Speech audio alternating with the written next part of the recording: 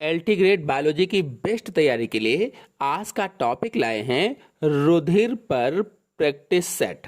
तो चलिए शुरू करते हैं। पहला क्वेश्चन है, रुधिर है एक। चार ऑप्शन आपके सामने दिए गए हैं। उपकला ऊतक, तरल संयोजी ऊतक, तंत्रिका ऊतक, पेशी ऊतक। रुधिर है एक, बताइए कौन सा ऑप्शन सही होगा। आंसर बताने से पहले आपको बता दें, यदि आप लोग एलटी ग्रेड की तैयारी कर रहे हैं तो हमारे चैनल की प्लेलिस्ट में जाइए और वहां पर एलटी ग्रेड का फोल्डर खोलिए। उसमें बहुत सारे वीडियो मैंने अपलोड किए हैं एलटी ग्रेड पर, बहुत ही आसान तरीके से समझाए हैं, आपको तुरंत समझ में आ जाएगा। तो इसका आंसर सही होगा बी, रुधिर एक तरल संयोजी ऊतक होता है। बता दें कि रुधिर लाल रंग का अपारदर्शी चिपचिपा द्रव है, चिपचिपा, और मानव का रुधिर जल से 5 गुना चिपचिपा होता है, लगभग में 5 गुना चिपचिपा। और यह एक वाहक संयोजी ऊतक होता है, मतलब तरल संयोजी ऊतक होता है। नेक्स्ट क्वेश्चन है, रुधिर की उत्पत्ति भ्रूण के किस स्तर से होती है। सोचिए और बताइए। एक्टोडर्म, मेसोडर्म, एंडोडर्म, इनमें से कोई नहीं।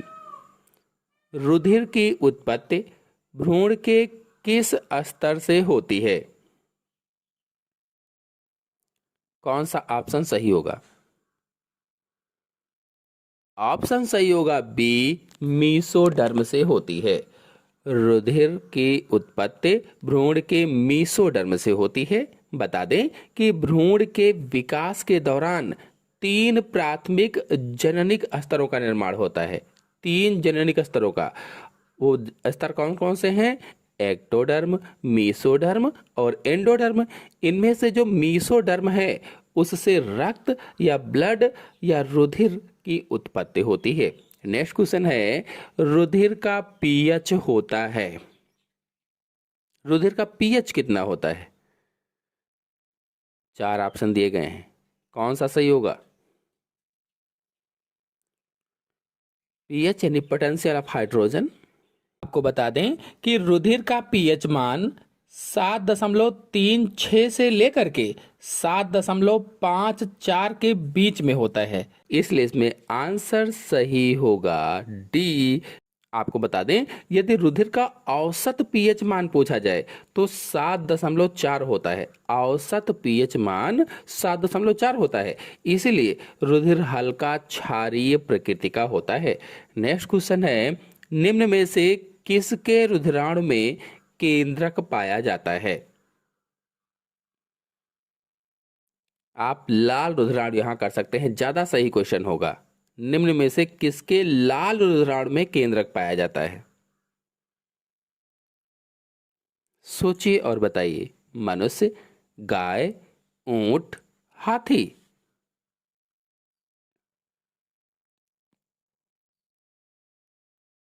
आंसर सही होगा इसमें से सी, ऊंट के लाल रुधिराणुओं में केंद्रक पाया जाता है। बता दें कि स्तनधारियों को छोड़कर अन्य सभी कशेरुकी जीवों की लाल रक्त कोशिकाओं या रुधिराणु में केंद्रक पाया जाता है। आप स्तनधारी जितने हैं उनको छोड़ दीजिए, तो अन्य जितने भी कशेरुकी हैं उन जीवों की आरबीसी या रुधिराणु में केंद्रक पाया जाता है। नेक्स्ट क्वेश्चन है, स्तनधारियों के सबसे छोटे लाल रुधिराणु पाए जाते हैं। किस स्तनधारी में सबसे छोटे लाल रुधिराणु पाए जाते हैं, यह बताना है। कस्तूरी मृग में, हाथी में, ऊंट में, मनुष्य में।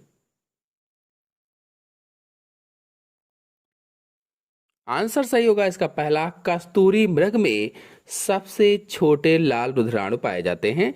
बता दें कि कस्तूरी मृग में आरबीसी का आकार लगभग 2.5 माइक्रोमीटर होता है। नेक्स्ट क्वेश्चन है, स्तनधारियों में सबसे बड़े रुधिराणु पाए जाते हैं। अब सबसे बड़े रुधिराणु किस में पाए जाते हैं ये बताना है। तो इस क्वेश्चन का आंसर आप लोग बताइएगा। फिलहाल हम आपको हिंट दे देते हैं 2 ऑप्शन की, एक तो हाथी में, दूसरा ऊंट में। इन दोनों में से कौन सा ऑप्शन सही होगा, आप सभी लोग कमेंट बॉक्स में जरूर रिप्लाई दें कि कौन सा ऑप्शन सही है और हम इसका उत्तर आपको कम्युनिटी टैब पर देंगे।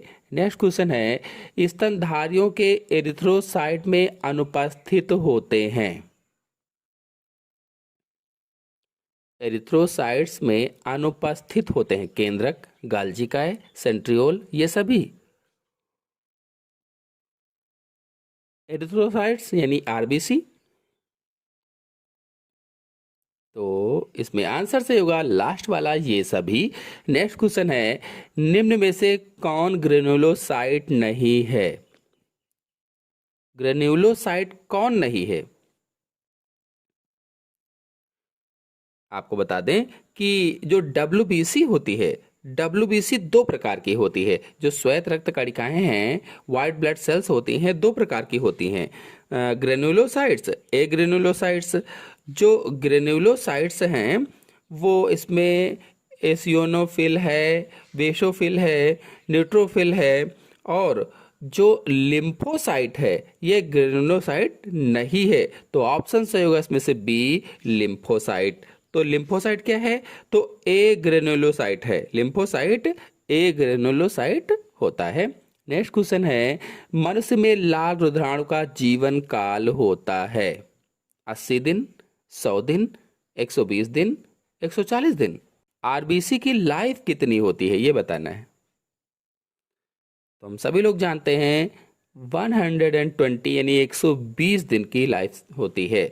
नेक्स्ट क्वेश्चन है, नीले रंग का रुधिर पाया जाता है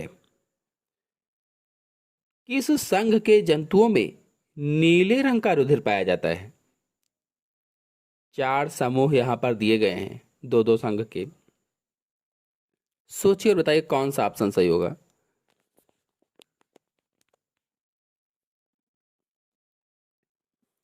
ऑप्शन सही होगा इसमें से पहला, मोलस्का एवं आर्थ्रोपोडा।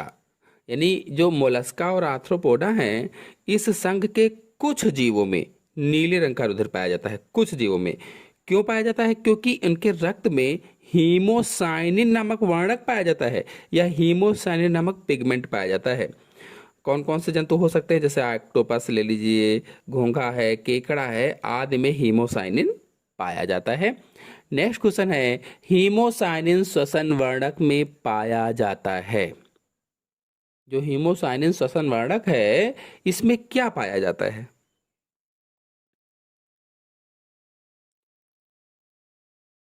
तो आंसर सही होगा इसमें से सी, कापर पाया जाता है, कापर। नेक्स्ट क्वेश्चन है, रुधिर में लाल रुधिर कणिकाओं की संख्या में असाधारण वृद्धि कहलाती है।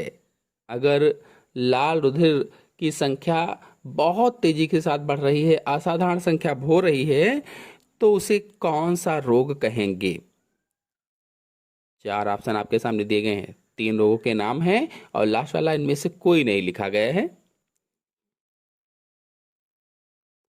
आंसर सही होगा इसमें से पहला, पॉलीसाइथीमिया कहलाता है। आपको बता दें कि पॉलीसाइथीमिया को एरिथ्रोसाइटोसिस भी कहा जाता है, एरिथ्रोसाइटोसिस। नेक्स्ट क्वेश्चन है, मनुष्य में रुधिर की मात्रा पाई जाती है। मनुष्य में रुधिर की मात्रा कितनी होती है? आंसर सही होगा इसमें से बी, 5 से 6 लीटर होती है। एक जो मनुष्य होता है उस मनुष्य में रुधिर की मात्रा 5 से 6 लीटर होती है। यानी एक वयस्क मनुष्य में लगभग 5 से 6 लीटर ब्लड या खून पाया जाता है। बता दें कि यह मात्रा शरीर के वजन का लगभग 7 से 8% होती है। ये नहीं कि हाँ कोई हल्का व्यक्ति है तो भी उसमें इतने रक्त होगा। तो ये आप बता सकते हैं कि जो ब्लड की मात्रा है शरीर के वजन का 7 से 8% होती है। फिर नेक्स्ट क्वेश्चन है, सबसे बड़ी लसिका ग्रंथि है प्लीहा, पिट्यूटरी, यकृत, थायराइड। सबसे बड़ी लसिका ग्रंथि कौन सी होती है? तो ऑप्शन सही होगा इसमें से पहला, सबसे बड़ी लसिका ग्रंथि प्लीहा होती है, जिसे अंग्रेजी में स्प्लीन कहा जाता है।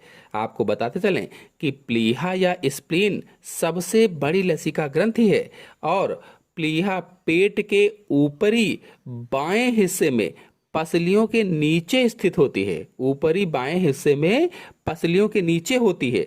यह रक्त को छानने और पुराने आरबीसी को हटाने, संक्रमण से लड़ने के लिए डब्ल्यूबीसी का उत्पादन करने में भूमिका निभाती है। नेक्स्ट, भ्रूणीय अवस्था में लाल रुधिर कणिकाएं बनती हैं यकृत में, अस्थि मज्जा में, हृदय में, इन सभी में। देखिए, भ्रूणीय अवस्था कहा गया है, एम्ब्रियोनिक स्टेज बोला गया है, तो भ्रूणीय अवस्था में लाल रुधिर कणिकाएं कहाँ बनेंगी? यकृत में बनेंगी, लीवर में बनेंगी। नेक्स्ट क्वेश्चन है, सबसे बड़ा रुधिराणु है, सबसे बड़ा रुधिराणु, न्यूट्रोफिल्स, बेसोफिल्स, मोनोसाइट्स, एरिथ्रोसाइट्स, कौन सा ऑप्शन से होगा? सोचिए और बताइए।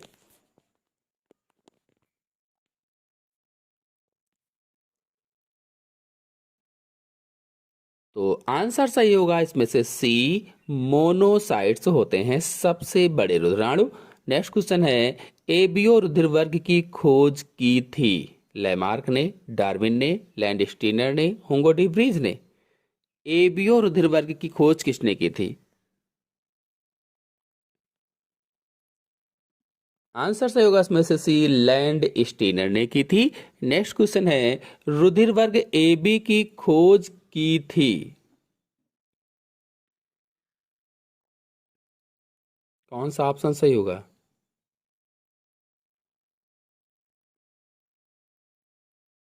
ए बी की खोज किसने की? तो इसमें ऑप्शन सही होगा डी। नेक्स्ट क्वेश्चन है, निम्न में से कौन से रुधिर वर्ग का रुधिर सभी को दिया जा सकता है? यानी सर्वदाता रुधिर बताना है। तो हम सभी लोग छोटे क्लासों से पढ़ रहे हैं, सर्वदाता ओ होता है और सर्वग्राही ए बी रुधिर वर्ग होता है, इसलिए इसमें आंसर से होगा डी, ओ रुधिर वर्ग। नेक्स्ट क्वेश्चन है, सर्वग्राही रुधिर वर्ग, तो अभी मैंने बताया सर्वग्राही कौन होगा? ए बी रुधिर वर्ग सर्वग्राही होता है। नेक्स्ट क्वेश्चन है, आरएच कारक की खोज सर्वप्रथम की थी, आरएच फैक्टर की खोज किसने की थी? अगर आप लोग आरएच फैक्टर पर फुल वीडियो देखना चाहते हैं तो हमारे चैनल में अपलोडेड है, सारा कुछ मैंने समझाया हुआ, उसमें आप लोग जा करके अच्छी तरीके से समझ सकते हैं।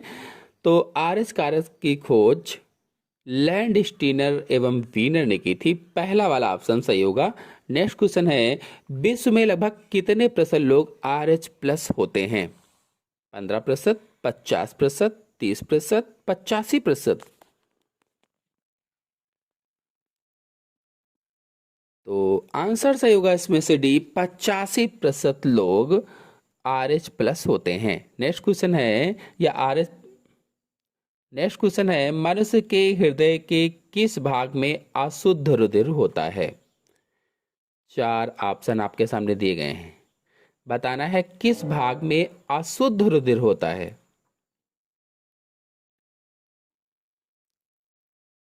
दाएं भाग में, बाएं भाग में, निलयों में, दोनों अलिंदों में। तो मनुष्य के हृदय के किस भाग में? तो दाएं भाग में अशुद्ध रुधिर होता है। तो आज के अंक में इतना ही, अगले अंक में रुधिर के बचे हुए मोस्ट इंपॉर्टेंट क्वेश्चन लेकर के आएंगे। तो वीडियो समझ में आया हो, पसंद आया हो तो लाइक कीजिए, अपने सभी दोस्तों में शेयर कीजिए। धन्यवाद।